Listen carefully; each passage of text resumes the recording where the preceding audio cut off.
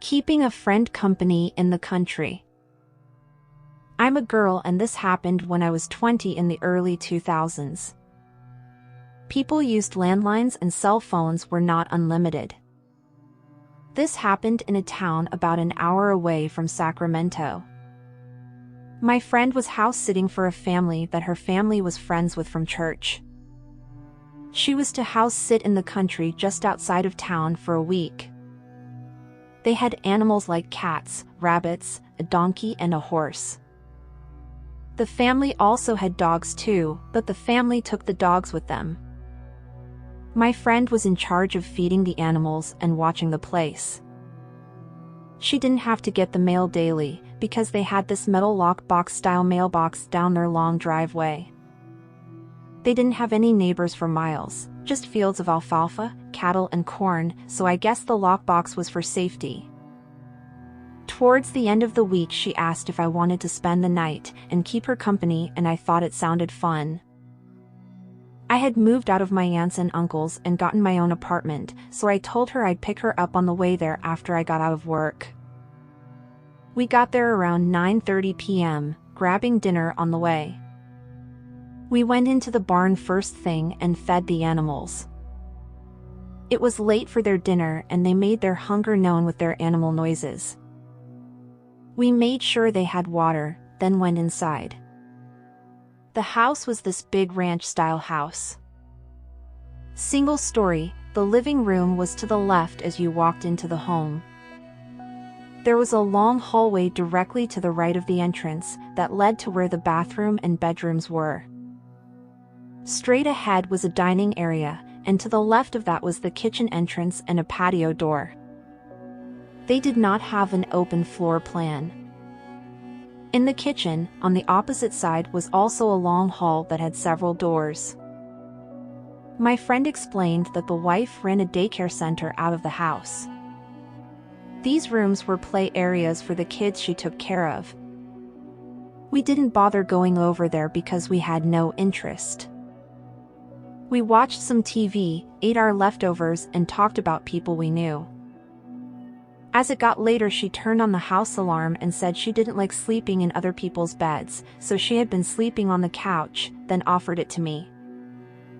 She would sleep on one of the two huge recliners that reclined so far back it was almost flat.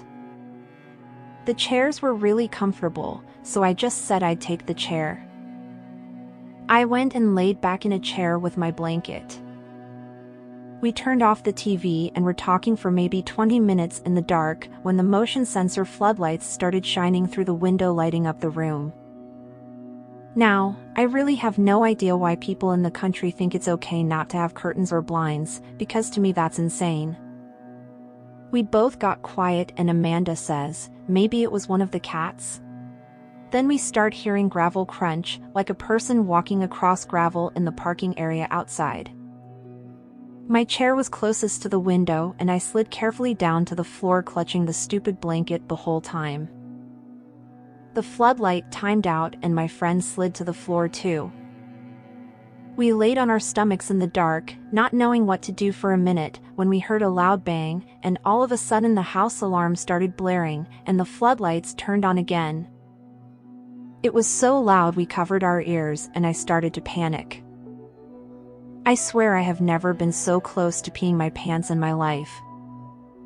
I began crawling towards the keypad for the security, because I've seen the commercials, there's a button you push and a person responds to you in case of an emergency, or at least sends the police.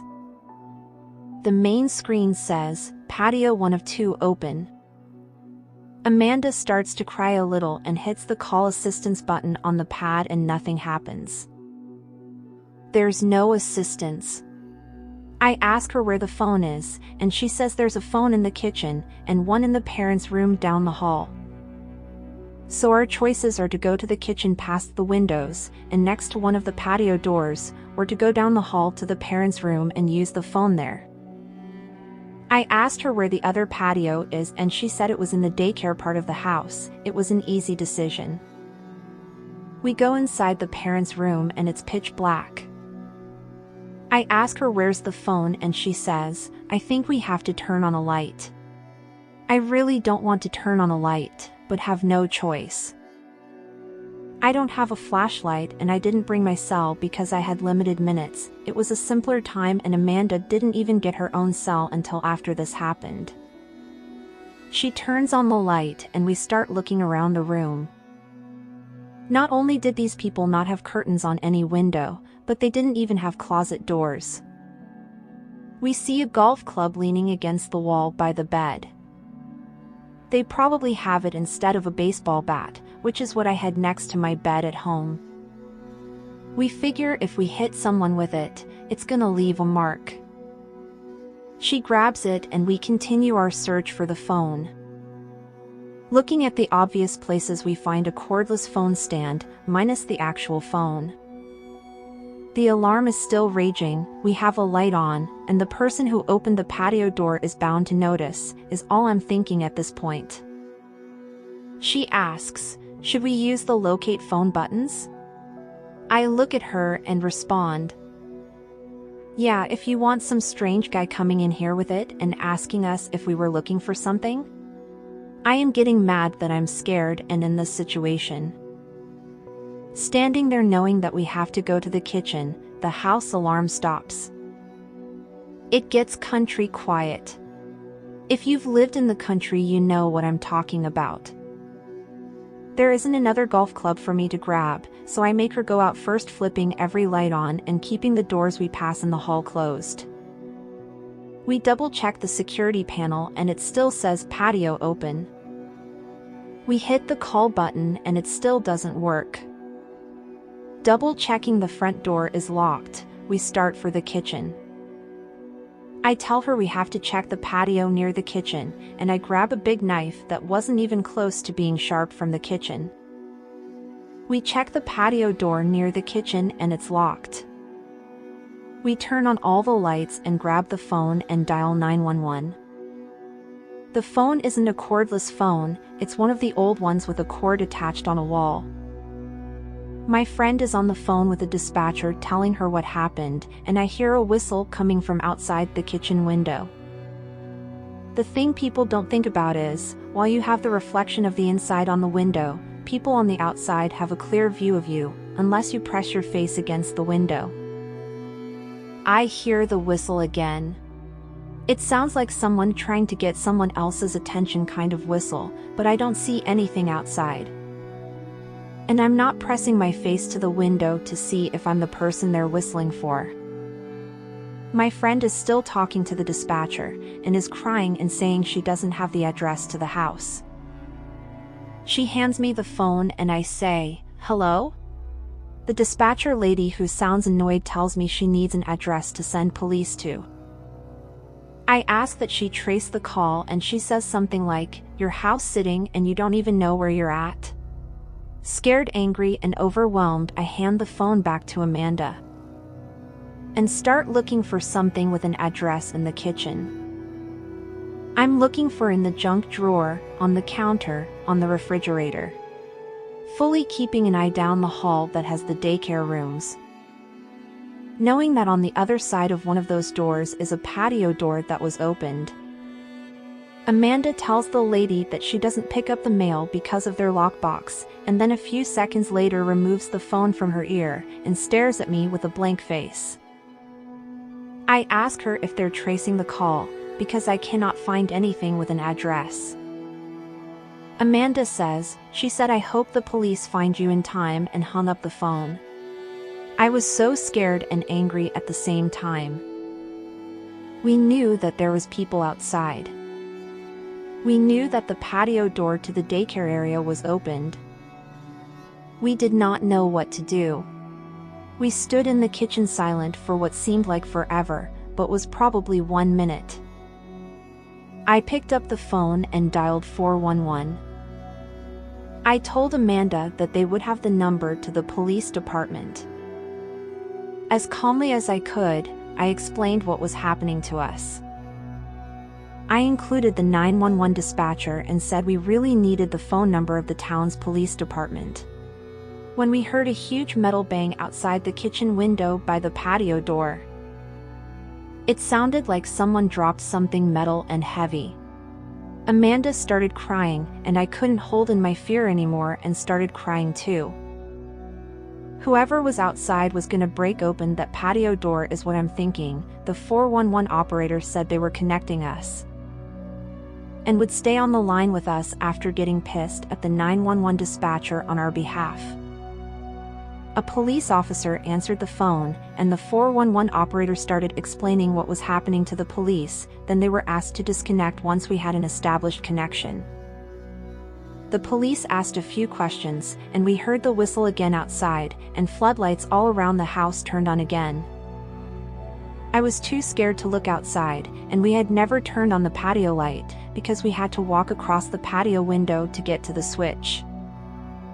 We told the policeman on the phone about the whistle, and he said that there should be several policemen showing up shortly, and to stay on the phone.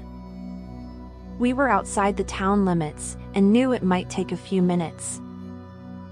Having an officer on the phone made me feel a little better, but I was still really scared.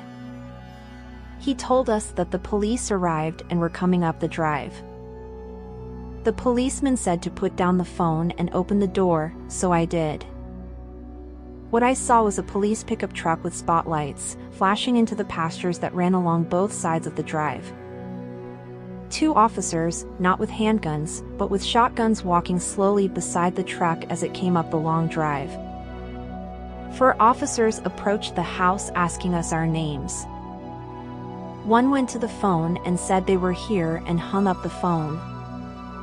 They ordered us to stay in the dining room and began searching the house. One by one they returned. The last one came back in through the patio door by the kitchen. He said he searched the barn, and the horse scared him, and the horse also looked spooked. He asked what other animals were in the barn. They told us they didn't find anyone and that the daycare patio was not locked. There was, however, a broom handle in the track to prevent it from being opened too far. I looked at the patio door that the officer entered in, and saw there was no broom handle in that one, then felt dumb because he just walked through it.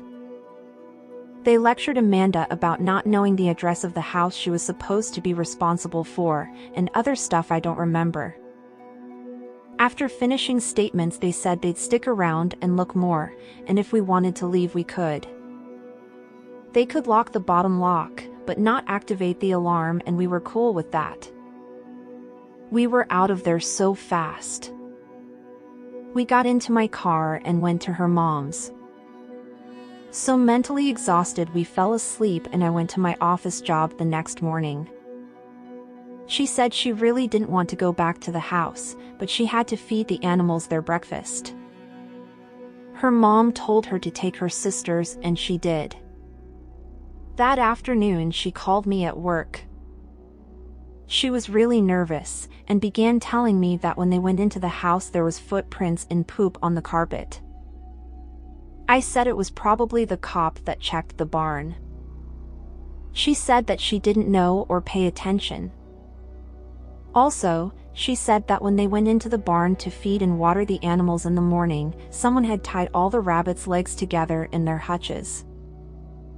Amanda then continues to say there was a note with the word lucky scribbled on the back of a pizza coupon she thought came from the refrigerator door, because the flyer was missing a coupon. It took a while for them to untie the rabbit's legs, and Amanda asked her mom to find someone else from their church to finish the house sitting. She wasn't going back. She also told the officer what she came back to, but no one was ever caught, and the police never called either of us to update us.